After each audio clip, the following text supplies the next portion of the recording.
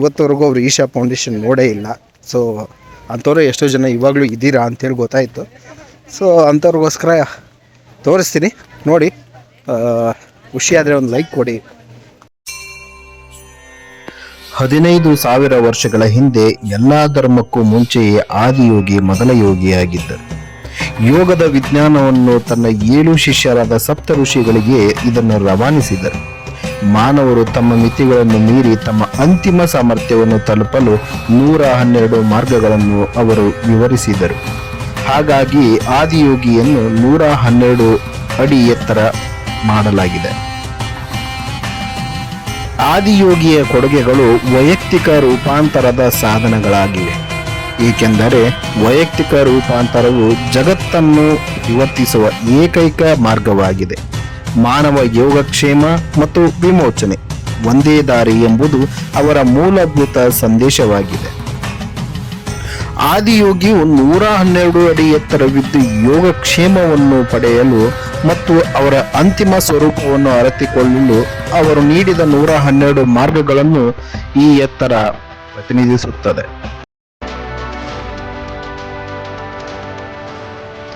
So ಬಂದೆ. ಇದೇನು ಎಲ್ಲ ಫೀಲ್ ನೋಡ್ತಾ ಇದ್ದೀರಾ? ಇಲ್ಲಿ ಪೂರ್ತಿ ಜನಗಳು ತುಂಬಿರ್ತಾರೆ. ನೈಟು, ಬೆಳಗ್ಗೆ ಆದರೆ ಇಷ್ಟೊತ್ತಲ್ಲಿ ನೋಡಿ ಯಾವುದು ಜನಗಳಿಲ್ಲ ಅಷ್ಟೊಂದು. ಬ್ಯಾಕ್ ಸೈಡು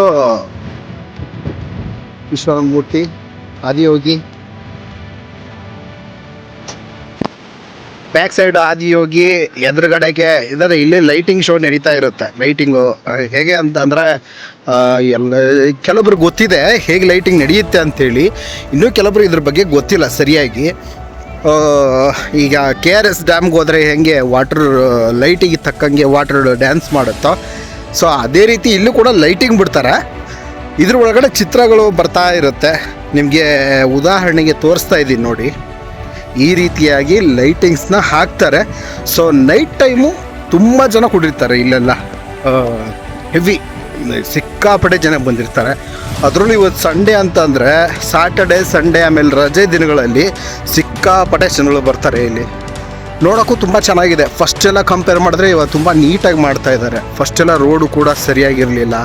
ಇಲ್ಲಿ ಕೂತ್ಕೊಳ್ಳೋಕ್ಕೂ ಅಷ್ಟೊಂದು ನೀಟ್ನೆಸ್ ಮಾಡಿರಲಿಲ್ಲ. ಬಟ್ ಇವಾಗ ಯಾವ ರೀತಿ ಮಾಡಿದ್ದಾರೆ ಅಂದರೆ,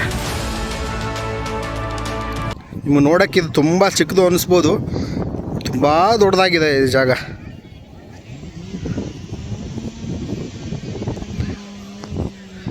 ಈಶ್ವರಪ್ಪ ಮೇಲ್ಗಡೆ ಕೂತ್ಕೊಂಡ ನೋಡ್ತಾ ಇದ್ದಾನೆ.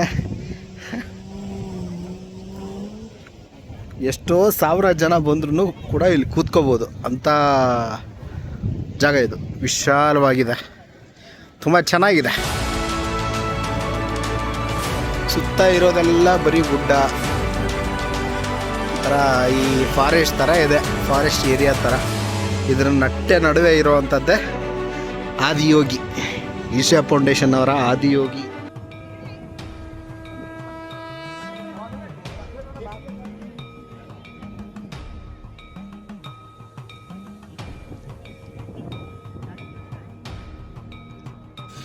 ಎಲ್ಲರೂ ಕೂಡ ಹೀಗೆ ನೋಡಿಕೊಂಡು ಫೋಟೋ ತೆಗೆಸ್ಕೊತಾ ಇದ್ರು. ನಾನು ದೇವಸ್ಥಾನ ನೋಡಿಕೊಂಡು ಮತ್ತು ಇದನ್ನು ತೋರಿಸ್ಬೇಕು ನಿಮಗೆ, ಅಲ್ಲಿ ಟೆಂಪಲ್ ಹೇಗಿದೆ ಅಂತ ತೋರ್ಸೋಕ್ಕೆ ಅಂಥೇಳಿ ನಾನು ಮುಂದೆ ಬಂದೆ. ನೋಡ್ತಾ ಇರ್ಬೋದು ಎಲ್ಲರೂ ಕೂಡ ದೇವಸ್ಥಾನಕ್ಕೆ ಹೋಗಿ ಪೂಜೆ ಮಾಡಿಕೊಂಡು ಬಂದು ಫೋಟೋ ತೆಗೆಸ್ಕೋಬೇಕು ಅಂತ ಕಾಯ್ತಾ ಇದ್ದಾರೆ. ಸೊ ನಾನು ಒಂದು ಫೋಟೋ ತಗೊಳ್ಳೋಣ ಅಂಥೇಳಿ ಬಂದೆ. ನನಗೆ ಯಾರೂ ಅಲ್ಲಿ ಕುಚಿಗಳು ಇರಲಿಲ್ಲ. ಹಂಗೆ ಬಂದಿರತಕ್ಕಂಥ ಒಬ್ಬ ಭಕ್ತ ನನಗೆ ಸಿಗ್ದ. ಅದು ಯಾರು ಅಂತಂದರೆ ಆಂಧ್ರದಿಂದ ಬಂದಿರತಕ್ಕಂಥ ವ್ಯಕ್ತಿ. ಆಯಪ್ಪ ಬಂದು ನಿಮ್ಮ ಫೋಟೋ ತೆಗಿತಾನೆ. ಇನ್ನೊಂದು ಇಂಪಾರ್ಟೆಂಟ್ ಅನೌನ್ಸ್ಮೆಂಟ್ ಇದೆ, ಅದೇನು ನೋಡ್ಕೊಳ್ಳಿ. ಸಂಕ್ರಮಣಕ್ಕೆ ಇದೇ ಜಾನ್ವರಿ 4 ಇತ್ತು. ತ್ರಿಶೂಲನ ಉದ್ಘಾಟನೆ ಮಾಡ್ತಾ ಇದ್ದಾರೆ ಈಶಾ ಫೌಂಡೇಶನಲ್ಲಿ. ಸೊ ನೀವು ಯಾರೇ ಬರೋದಿದ್ರು 6 ಗಂಟೆಯಿಂದ 8 ಗಂಟೆ ತನಕನೂ ಎಲ್ಲ ಜರುಗ್ತಾ ಇರುತ್ತೆ. ಸೊ ನೀವು ಕೂಡ ಬರೋದಾದರೆ ರಿಜಿಸ್ಟರ್ ಮಾಡ್ಕೊಳ್ಳಿ. ನಿಮ್ಮೊಂದು QR ಕೋಡ್ ನಾನು ಸ್ಕ್ರೀನಲ್ಲಿ ತೋರಿಸ್ತಾ ಇದ್ದೀನಿ. ಸೊ ಈ QR ಕೋಡ್ಗೆ ನೀವು ಸ್ಕ್ಯಾನ್ ಮಾಡಿಕೊಂಡು ಅಲ್ಲಾದರೂ ನೀವು ರಿಜಿಸ್ಟರ್ ಮಾಡ್ಕೋಬೋದು. ಅಥವಾ ಈಶಾ ಫೌಂಡೇಶನ್ದೇ ಒಂದು ವೆಬ್ಸೈಟ್ ಕೂಡ ಇದೆ. ಆ ವೆಬ್ಸೈಟ್ಗೆ ಹೋಗ್ಬಿಟ್ಟು ನೀವು ಅಲ್ಲೇ ರಿಜಿಸ್ಟರ್ ಕೂಡ ಮಾಡ್ಕೋಬೋದು. ಅವತ್ತಿನ ದಿನ ತ್ರಿಶೂಲ ಗ್ರ್ಯಾಂಡ್ ಓಪನಿಂಗಿಗೋಸ್ಕರ ಸದ್ಗುರುಗಳೇ ಬರ್ತಾ ಇದ್ದಾರೆ. ನೀವು ಎಷ್ಟೋ ಜನ ಬಂದಿರ್ತೀರ, ಎಷ್ಟೋ ಜನ ಏನು ಕಲ್ಪನೆ ಅಂತಂದರೆ ಎಷ್ಟೋ ಜನಗಳದ್ದು ಈಶಾ ಫೌಂಡೇಶನ್ ಹೋಗ್ತಾ ಇದ್ದೀವಿ, ಸದ್ಗುರುಗಳು ಅಲ್ಲೇ ಇರ್ತಾರಾ ಅಥವಾ ಅವ್ರು ನೋಡ್ಬೋದಾ, ಈ ಥರ ಎಲ್ಲ ಆಲೋಚನೆ ಇಟ್ಕೊಂಡು ಕೆಲವರು ಬಂದಿರ್ತೀರ. ಸೊ ನೀವು ಈ ಅಪರ್ಚುನಿಟಿ ನಿಮಗೆ ಜಾನ್ವರಿ 14ಕ್ಕೆ ಸಿಗ್ತಾ ಇದೆ. ಸೊ ಬಂದು ನೋಡ್ಬೋದು, ಪ್ರತಿಯೊಬ್ಬರೂ ರಿಜಿಸ್ಟರ್ ಮಾಡ್ಕೊಂಡು ಬನ್ನಿ.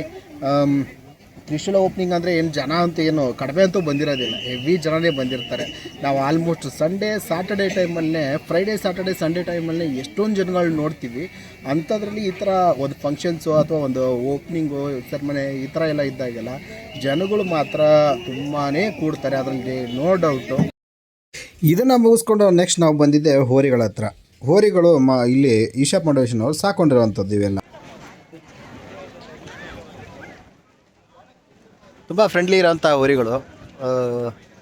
ಒಂಥರ ಈ ಬಾಹುಬಲಿ ಸಿನಿಮಾದಲ್ಲಿ ತೋರಿಸ್ತಾರಲ್ಲ ಹಂಗಿದೆ, ಒಂದೊಂದು ಹೋರಿಗಳು ಹಂಗಿದ್ದಾವೆ. ಆಮೇಲೆ ಎಲ್ಲ ರೀತಿ ಹೋರಿಗಳೂ ಇದ್ದಾವೆ, ಇದು ಒಂದೇ ಅಂತ ಅಲ್ಲ. ಮಲೆನಾಡು ಗಿಡ್ಡದಿಂದ ಹಿಡ್ಕೊಂಡು ತಮಿಳ್ನಾಡಿದು, ಗುಜರಾತು ಎಲ್ಲ ಕಡೆಯಿಂದನೂ ಹೋರಿಗಳನ್ನ ತಗೊಂಬಂದು ಒಂದು ಕಡೆಗೆ ಸೇರಿಸಿದ್ದಾರೆ. ಇದನ್ನು ನೋಡೋಕ್ಕೆ ಸಖತ್ತಾಗಿದೆ. ಇದು ಆಂಧ್ರದಿಂದ ತೊಗೊಂಬಂದಿರೋವಂಥದ್ದು. ಒಂಗೋಲ ತಾಲೂಕು, ಆಂಧ್ರ ಪ್ರದೇಶ್. ಯಾರಾದರೂ ಬಂದರೆ ಫುಡ್ ಕೊಡೋ ಥರ ಇದ್ದರೆ ಬನ್ನಿ, ಫುಡ್ ಕೊಡಿ. ಸುಮಾರು ಹೋರಿಗಳನ್ನ ಗುಜರಾತಿಂದನೇ ತೊಗೊಂಡು ಬಂದಿರತಕ್ಕಂಥದ್ದು. ಆಮೇಲೆ ನೋಡಿದ್ರಲ್ಲ ಇಲ್ಲೆಲ್ಲ ಈ ಹೋರಿಗಳಿಗೆ ಏನೇನು ಫುಡ್ ಹಾಕ್ತಾರೆ ಅಂತಂದರೆ ನೋಡ್ತಾ ಇರ್ಬೋದು. ಈ ಹೋರಿಗಳಿಗೆ ಎಲ್ಲದಕ್ಕೂ ಕೊಡುವಂಥ ಫುಡ್ಡು ಸೌತೆಕಾಯಿ, ಬನಾನಾ ಮತ್ತು ವೆಜಿಟೇಬಲ್ಲು, ಫ್ರೂಟ್ಸ್ ಎಲ್ಲ ಕಟ್ ಮಾಡಿರ್ತಾರಲ್ಲ ಅವೆಲ್ಲ ಕೊಟ್ಟಿರ್ತಾರೆ, ಚೆನ್ನಾಗಿರೋದು.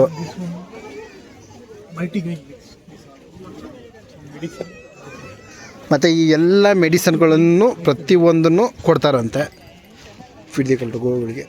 ನೀವು ಬೇಕಾದರೆ ಬಂದರೆ ಇಲ್ಲಿ ಇವನ್ನೆಲ್ಲ ಈಸ್ಕೊಂಡು ನೀವು ತಿನ್ನಿಸ್ಬೋದು.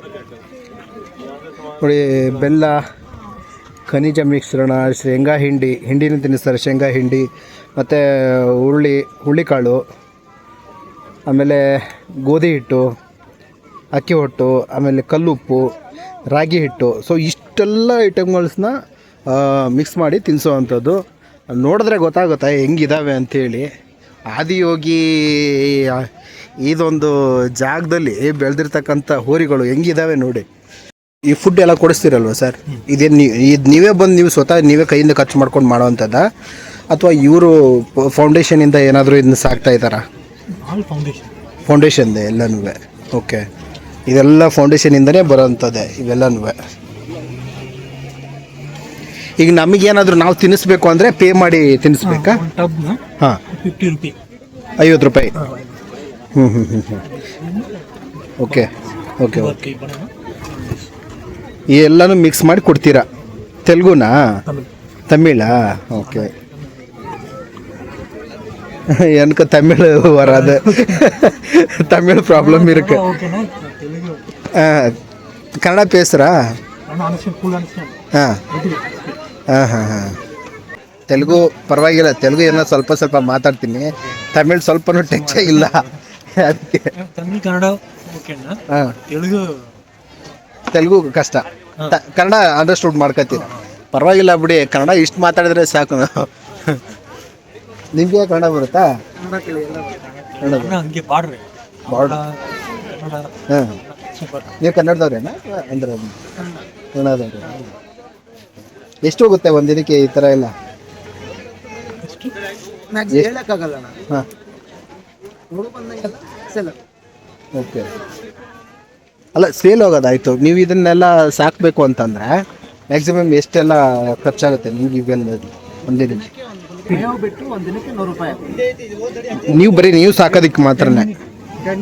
ಸಪರೇಟ್ ಫುಡ್ ಬಿಟ್ಟು ನಾವು ಹುಲ್ಲು ಹಾಕ್ತೀವಲ್ಲ, ಹುಲ್ಲು ಬಿಟ್ಟು 100 ರೂಪಾಯಿ. 100 ಹುಲ್ಲು ಬಿಟ್ಟೆ 100 ರೂಪಾಯಿ ಆಗುತ್ತೆ. ಓಕೆ, ಹುಲ್ಲು ಸಪರೇಟ್ ಆಗ್ತದೆ. ಏನು ಹುಲ್ಲು ತರಿಸ್ತೀರಾ ಅಥವಾ ಇಲ್ಲೇ ಏನಾದರೂ ಕೊಯ್ಕೊಂಬರೋ ಅಂತ ತರಿಸ್ತೀರಾ? ತರಿಸ್ತೀವಿ, ನಾವೇ ಬೆಳೆಸ್ತೀವಿ. ಎರಡು ಥರನೂ ಇದೆ. ಈ ಥರ ನೋಡಿದ್ರಲ್ಲ, ನೀವು ಏನಾದರೂ ಬಂದರೆ ಹಸುಗಳಿಗೆ ಏನಾದರೂ ತಿನ್ನಿಸ್ಬೇಕು ಅಂತಂದರೆ ಇಲ್ಲಿ ಬನ್ನಿ. 50 ರೂಪಾಯಿ ಒಂದು ಟಬ್ಬ. ಈ ಟಬ್ದಲ್ಲಿ 50 ರೂಪಾಯಿ ಕೊಟ್ಟರೆ ನಿಮಗೆ ಸೌತೆಕಾಯಿ, ಬಾಳೆಹಣ್ಣು ಪ್ರತಿಯೊಂದನ್ನು ಹಾಕ್ಕೊಡ್ತಾರೆ. ನಿಮ್ಗೆ ಯಾವ್ದು ಇಷ್ಟ ಆಗುತ್ತೋ ನಿಮ್ಗೆ ಇಚ್ಛೆ ಬಂದದ್ದು ಹೊರಗೆ ನೀವು ತಿನ್ನಿಸ್ಬೋದು. ಅಥವಾ ಎಲ್ಲದಕ್ಕೂ ಯಾವುದಕ್ಕಾದ್ರೂ ಒಂದಕ್ಕೆ ತಿನ್ನಿಸಿ, ಎಲ್ಲದಕ್ಕೂ ಸ್ವಲ್ಪ ತಿನ್ಸ್ಕೊಂಬರ್ಬೇಡಿ. ಚೆನ್ನಾಗಿದೆ, ಬಂದು ತಿನ್ನಿಸಿ. ನಿಮ್ಮ ಕಡೆ ನಾನು ಎಷ್ಟೋ ಜನ ಹಳ್ಳಿಯಲ್ಲಿ ಇರ್ತಕ್ಕಂಥವ್ರು ಇದನ್ನೆಲ್ಲ ಮಾಡ್ತಾಯಿರ್ತಾರೆ ದಿನಾನೂ. ಅವ್ರಿಗೇನು ಇದೆಲ್ಲ ಮ್ಯಾಟ್ರ್ ಆಗಲ್ಲ. ಸಿಟಿಯಲ್ಲಿ ಬೆಳೆದಿರ್ತಕ್ಕಂಥವ್ರಿಗೆ ಇದು ಗೊತ್ತಿರಲ್ಲ. ಹಳ್ಳೀಲಿ ಇರೋರು ದಿನ ಮಾಡ್ತಾರೆ, ಸಿಟಿಯಲ್ಲಿ ಇರೋರು ಇವನ್ನೆಲ್ಲ ನೋಡಿರೋದಿಲ್ಲ. ಬನ್ನಿ ಅಟ್ಲೀಸ್ಟ್ ಬಂದು ಇಲ್ಲಾದರೂ ಫುಡ್ಗಳನ್ನ ಹಾಕಿ ಆದಷ್ಟು ನಿಮ್ಮಿಂದ ಆಹಾರನ ಕೊಡಿ ಗೋವಿಗೆ. ಒಂದೊಂದು ಗೂಳಿನ ನೋಡೋ ಥರ ಇದ್ದಾವೆ, ಸೂಪರಾಗಿದ್ದಾವೆ. ಬಂದು ನೋಡೋದ್ರೇ ಗೊತ್ತಿರುತ್ತೆ. ನಾನು ಸುಮಾರು ಸರಿ ಬಂದಿದ್ದೀನಿ ಇಲ್ಲಿ, ಆದರೆ ವಿಡಿಯೋ ಏನೂ ಮಾಡಿರಲಿಲ್ಲ. ಈ ಸರಿ ವಿಡಿಯೋ ಮಾಡೋಣ ಅಂದ್ಕೊಂಡು ಮಾಡಿದ್ದೀನಿ.